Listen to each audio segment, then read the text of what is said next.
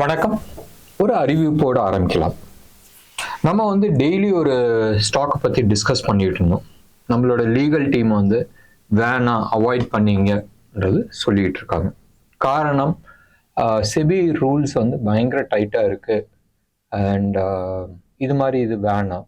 யாராச்சும் ஸ்பெசிஃபிக்காக டவுட் கேட்குறாங்க, இல்லை ஒரு ஸ்டாக்கை பற்றி ஏதாச்சும் டிஸ்கஸ் பண்ணுறாங்க, அதை பற்றி நம்ம டிஸ்கஸ் பண்ணிக்கலாம். பட் ஸ்பெசிஃபிக்காக இப்படி பேச வேணான்ற மாதிரி ஒரு ஸ்ட்ரிக்ட் அட்வைஸ் கொடுத்துருக்குறாங்க.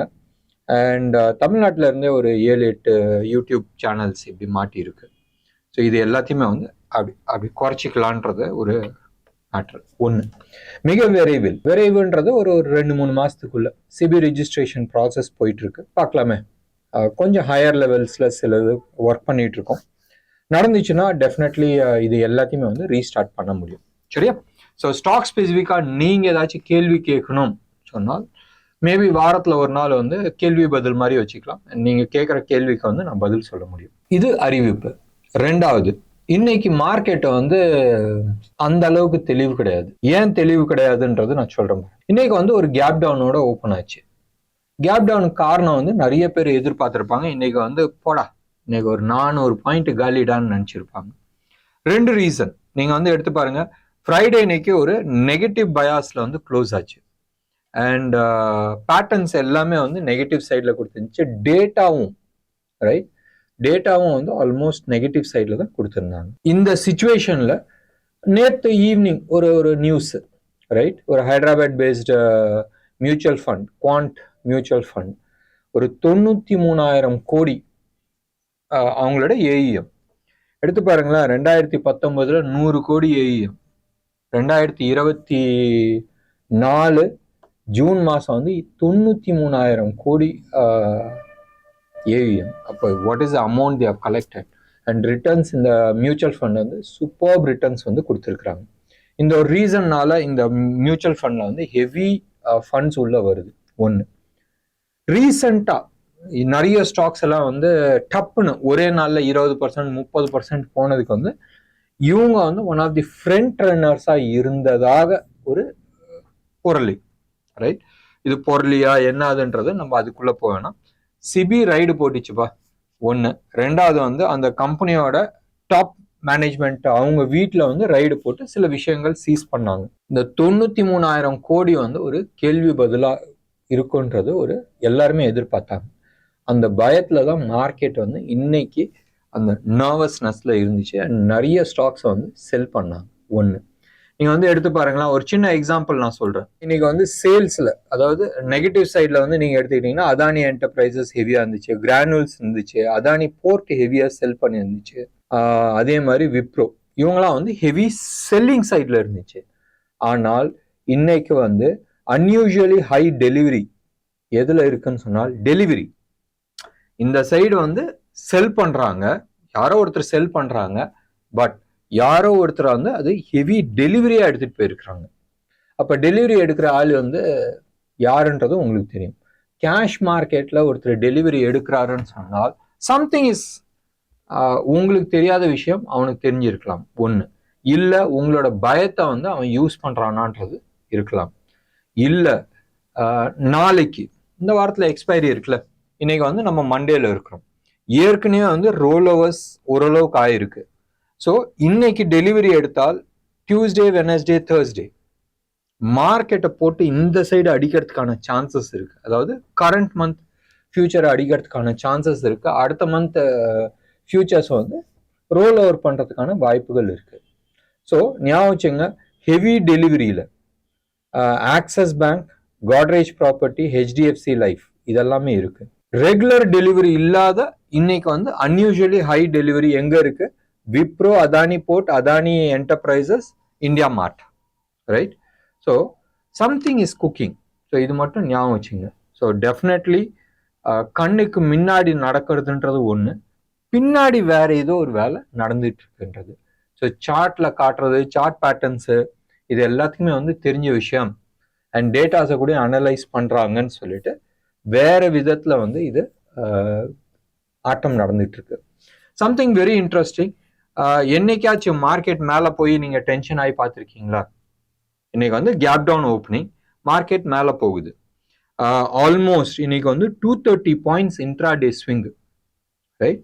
பேங்க் நிஃப்டி அதோட ஜாஸ்தி 714 பாயிண்ட்ஸ். தோ க்ளோஸ் ஆனது வந்து 181 பாயிண்ட்ஸ் தான், ஆனால் 714 பாயிண்ட்ஸ் வந்து அப்பு. So that means something is really cooking. ஒன்று. ரெண்டாவது வந்து மார்க்கெட் நெகட்டிவ்ல இருந்து பாசிட்டிவ் போறதுக்கு விக்ஸ் வந்து ஆல்மோஸ்ட் 6.6% ஏறி இருக்கு, ரைட்? சம்திங் இன்ட்ரெஸ்டிங்கா இருக்கு. அண்ட் விக்ஸ் வந்து இன்னைக்கு க்ளோஸ் ஆன லெவல் வந்து 14.06. ஸோ கொஞ்சம் அப்படி அப்படி என்ன சொல்றது, கொஞ்சம் ஜாக்கிரதையா இருக்கிறது வந்து பெட்டர். ஒன்று. அண்ட் அந்த ஃபாலுக்கு ஒரு ரிவர்ஸ் அடிச்சு கீழே வரதுக்கான வாய்ப்புகள் நிறைய இருக்கு. நம்ம க்ளோஸ் டு அபவுட் 23,200 23,300 வரைக்கும் வரதுக்கான வாய்ப்புகள் இருக்கு. வரும்ன்றது சொல்ல இப்போதைக்கு அதுக்கான சிக்னல் எதுவுமே இல்லை. இன்ட்ரெஸ்டிங். இன்னைக்கு வந்து நீங்க எடுத்துக்கிட்டீங்கன்னா கேபிட்டல் குட்ஸ் தான் வந்து சூப்பர் டூப்பரா வந்துச்சுன்றது காட்டும் உங்களுக்கு. பட் ரியாலிட்டியில கேபிட்டல் குட்ஸ்ல எஸ், Astral, Cummins India, HAL, Polycab வந்து அந்த இன்கம் டேக்ஸ் ரைடுன்னு சொல்லிட்டு டிசம்பர் மாசத்துல டமார்னு அந்த 5,000 இருந்து கீழே வந்து 3,200 3,400 வரைக்கும் வந்தோம். அப்படியே டபுள் ஆயிடுச்சு பாருங்களேன். ஸோ தட் மீன்ஸ் ஒரு இன்கம் டேக்ஸ் ரைட் ஆகுது. அப்பயே நம்ம யோசிச்சிருக்கணுமா இல்லையா? மனுஷன் கையில கேஷ் இல்லைன்னு இல்லை, அதாவது அவன் வியாபாரம் வந்து சூப்பர் டூப்பரா போயிட்டு இருக்கு, கம்பெனியும் வந்து ப்ராஃபிட்டபிளா போயிட்டு இருக்கு. இது இல்லாத கேஷ் மார்க்கெட்ல நிறைய டீல் பண்ணிட்டு இருக்காங்கன்னு சொல்லிட்டு அந்த பிளாக் மணி எல்லாம் சீஸ் பண்ணாங்க. அப்போ நம்ம எப்படி யோசிச்சு இருக்கணும், ரைட்? ஊரே வந்து யோசிச்சது வந்து இதை வந்து கம்பெனி வந்து இன்கம் டேக்ஸ் ரைடு போட்டிருக்காங்கன்றது. பட் நம்ம எப்படி யோசிச்சு இருக்கணும், கம்பெனிக்கு வந்து எக்கச்சக்கமான சேல்ஸ் இருக்கு, பாதி கணக்குல எடுத்துட்டு வரான், பாதி கணக்குல எடுத்துட்டு வராத இருக்கிறான். அப்பனா முழுசா கணக்குல எடுத்துட்டு வந்தா என்ன இருக்கும்? Exactly that has happen. Stock வந்து மோர் தென் டபுள் ஆயிருக்கு in less than 6 months.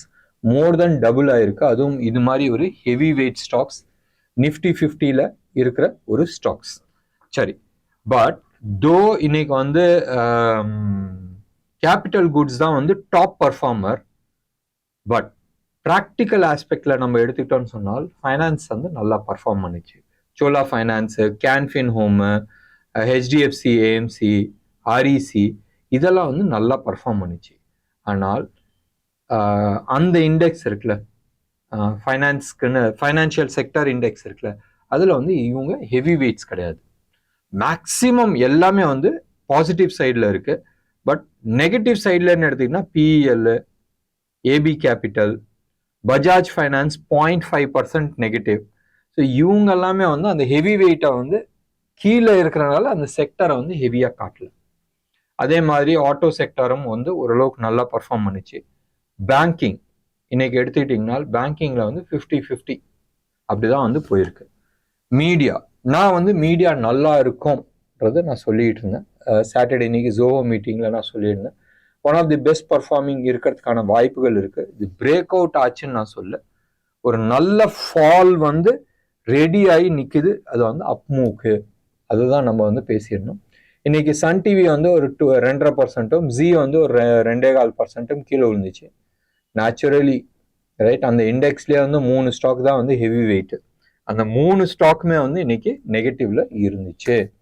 So overall நீங்கள் மார்க்கெட் எடுத்துக்கிட்டீங்கன்னு சொன்னால் நெகட்டிவ் சைடில் தான் காட்டிட்டு இருக்கு. வெயிட் பண்ணி பார்க்கலாமே, அந்த 24,200 வருமா, வந்ததுக்கு அப்புறமா மார்க்கெட் ரிவர்ஸ் ஆக போகுதான்றது பார்க்கணும். எல்லாருமே வந்து இன்னைக்கு பார்லிமெண்ட் ஓப்பன் ஆயிருக்கு. அண்ட் எல்லாரும் புதுசாக வந்த எம்பிகள் எல்லாத்துக்குமே வந்து வாழ்த்துக்கள். அவங்க எல்லாருமே வந்து பதவி பிரமாணம் ஏற்றுக்கிட்டாங்க. பட்ஜெட் எப்படி இருக்குன்றது தெரியாது, பட் பட்ஜெட் செஷன் டெஃபினட்டாக வந்து புதுசாக தெம்பா வந்து இருக்கிற எதிர்கட்சி வந்து நிச்சயமா வந்து ஒரு பெரிய பிரச்சனைகள் இருக்கும்.